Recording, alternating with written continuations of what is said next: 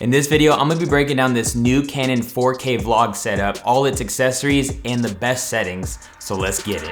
You gotta just press record. Hey, what's up? It's Omar with Think Media, helping you build your influence with online video. And on this channel, sometimes we do YouTube tutorials, as well as tech gear review videos just like this one. So if you're new here, hit that subscribe button. As time goes on, smaller cameras are becoming a lot more powerful. And now 4K is really becoming a new standard for all kinds of videos, whether you're doing talking head videos like this, vlogging, and or presentations and stuff like that. But in this video, I wanted to break down the Canon M6 Mark II ultimate vlog setup. And just so you know, we'll be using the Canon M6 Mark II to accessorize for vlogging, but be encouraged because all the accessories we'll be laying out and the video settings can be applicable to the camera you already own. So whether you're vlogging on a Sony, a Canon, or a Nikon, it's all applicable. Make sure to check out the links and the show notes in the description below if you want to go deeper with any accessory, but let's get into the setup. So for the first accessory, it is the SmallRig cold shoe relocation mount.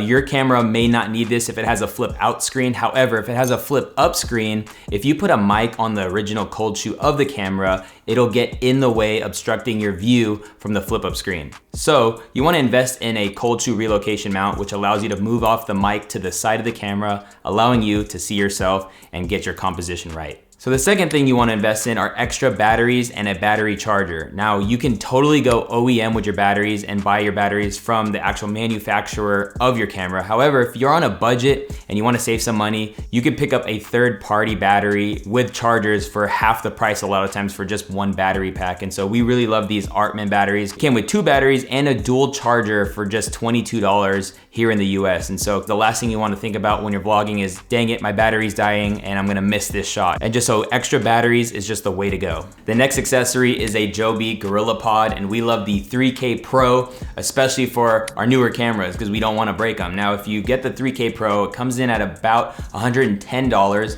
which could be a little bit pricey for many people, but this is holding up your camera. And if this fails, your camera will break. And so going the plastic route to save a couple dollars up front can actually hurt you in the long run because those tend to fail a lot quicker. And so make sure you invest in a really solid Gorillapod. If you're shooting on full frame cameras, you might want to look into the 5K Pro, but for at least crop censored cameras, the 3K Pro is going to be plenty.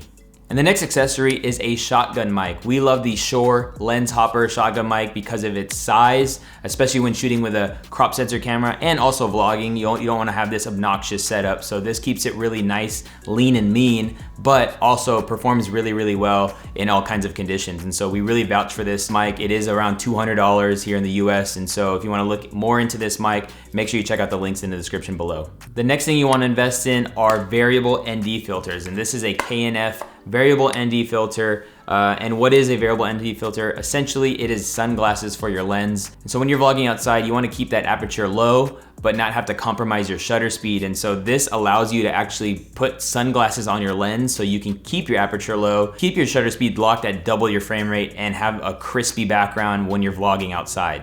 And just a tip for when you're shopping for an ND filter, I've made this mistake in the past, but I would buy the wrong size. And so the wrong size would come, it wouldn't really fit on the lens, but every lens shows you what thread size it is. And so make sure you look for that certain number on your lens. In this case, this is 67 millimeters on this Sigma 16 lens. And so when shopping for an ND filter, I would type in 67 millimeter variable ND filter. So just keep that in mind. Now let's get into the lenses. Now for lenses, on this setup, we are using the Sigma 16 millimeter 1.4 lens. This is an incredible lens because of that 1.4, giving you that super blurry background. We're actually shooting this video on a Sigma 16 millimeter. So you can see how great the background looks with this kind of lens. And because it's kind of wide in nature, I can just have a shotgun mic and I don't really need to be too far away from the camera. However, we did make a video called the best lenses for vlogging for Canon mirrorless cameras. So if you have like a M50 and M6 Mark I or II, or any other Canon mirrorless crop censored camera, we broke down all the various lenses you can buy based off your budget and also look you're trying to achieve. So make sure you check out that video. We'll put a link to it in the YouTube card and in the description below. And hey, if you're getting value out of this video, why don't you smash that like button for me? I really appreciate it. But let's get into the settings. Hey, I just wanted to take a quick coffee break and talk about our sponsors of this video, and that is Epidemic. Epidemic is our #1 resource for music and sound effects for our videos here on Think Media. You know what's so cool about Epidemic? They offer affordable options to cover all your music needs, and so whether it's for your YouTube videos, special projects, freelance work, or for your personal social media use, you're all good. So if you want to check out the best current offer we got going on with Epidemic, make sure you check out the link in the description below. And the best thing about it is you can cancel at any time, so it's risk-free. Now, if I hit some dope latte art right now, you're gonna have to check out that link for me, all right? It's nice. You guys gotta check out that link in the description. Back to the video.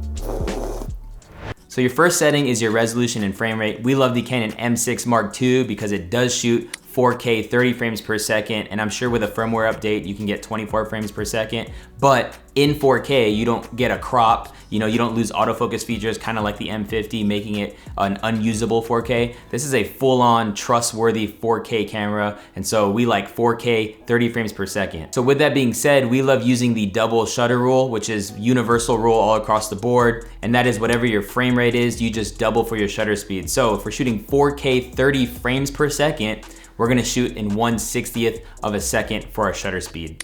The next thing you wanna dial in is your aperture. We love maintaining that nice blurry background, and so with the Sigma 1.4 lens, we can either be at around 1.4, or we say you can go up around 2 to 2.8, but that's why it's so crucial to have a variable ND filter, because once I go outside or if I have really good lighting, then you're gonna wanna tint the lens so you can maintain that low aperture, that 60 shutter speed, and then potentially your ISO as low as possible. Now, speak on ISO, we encourage to not really push that 1600 mark when it comes to your ISO. If you really need to start pushing your ISO past that, start introducing as much light as you can to your subject or yourself, because increasing your ISO will introduce grain and noise, and so you don't want to lower the quality of your video simply because you're cranking up that ISO. So if you need to use a light source, use a light source, and just keep that in mind. Don't really push 1600 on your ISO.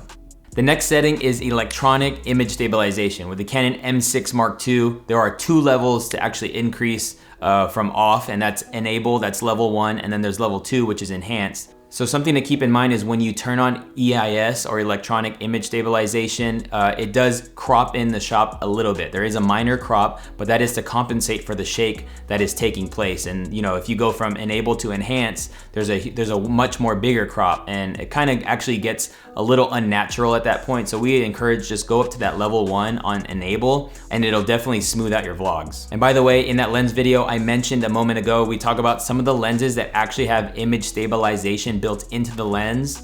And so we love the Sigma, however, it isn't image stabilized. And so when using that EIS function definitely helps. But if you have image stabilization in your lens and EIS turned on, you're gonna get really, really smooth vlog footage. Now I got one more tip, but question of the day is, what is your biggest camera question? Let me know in the comment section below, and honestly, our video ideas come from you, the Think Media community, so definitely start a conversation down below with your biggest question on cameras. The next setting is audio levels, and so when you go into your audio settings, you definitely want to take it from auto to manual. Turn the audio level up 1 notch, and because Canons have an internal preamp, if you're using the Shure Lens hopper mic that we mentioned earlier in the video, just keeping it on 0 dB on the mic and up 1 notch on the camera, you're gonna be good to go and ready to go for your run and gun vlog setup. Now, we have a ton of videos on how to get the most out of your Canon cameras, especially the Canon M50, which a lot of those videos translate to any camera you may have. And so if you want to check out that playlist, make sure you tap the screen,